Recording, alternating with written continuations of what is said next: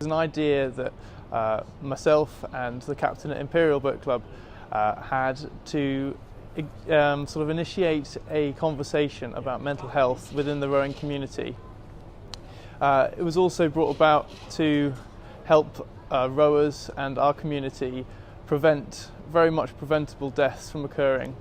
A number of boat clubs from across the country have experienced tragedies in the past 12 to 24 months, and we wanted to do something about it. Rowing as a sport is a very high pressure, high intensity environment to be in. Couple that with academic work of degrees that is obviously very stressful and puts a lot of pressures on.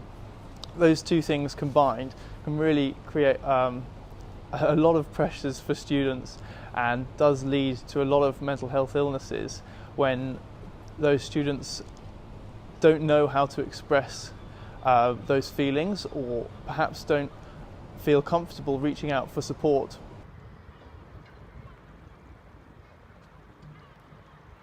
Rene Zamudio learnt to row at the University of Bristol as a novice rower.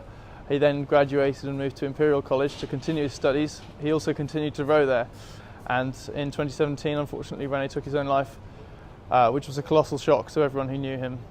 He was the last person that anyone would expect to be suffering.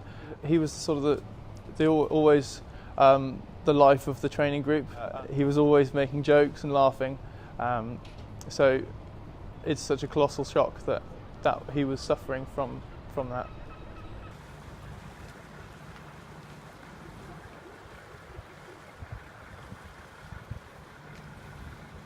It is very indicative that it is something that the rowing community feels very strongly about, and is something that is well overdue to happen.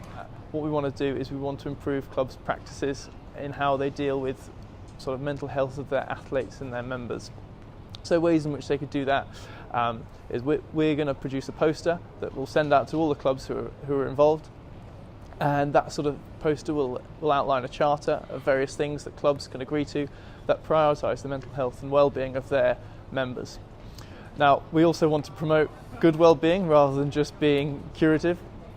So ways in which we can do that, we're going to be producing various guidelines to clubs and coaches on ways in which they can improve their practices. This is one thing that we're going to pioneer, is having a well-being champion from every club that is someone who is a go-to person, not to potentially give support because they might not be qualified, but to signpost those who are suffering. Also, they could act as a liaison between the athletes and the coach in certain instances when athletes don't feel that they can approach the coach directly.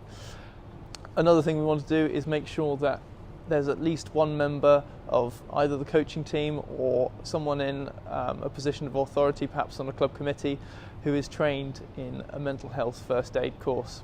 There are many great courses that we're working with British Rowing to try and include into coaching qualifications, so they are required criteria for coaching qualifications. What we're trying to do is make sure that rowing can be good for mental health.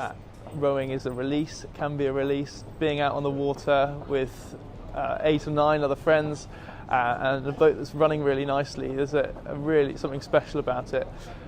It would be so naive to ignore the aspects of rowing that lead to poor mental health, of which there are quite a few.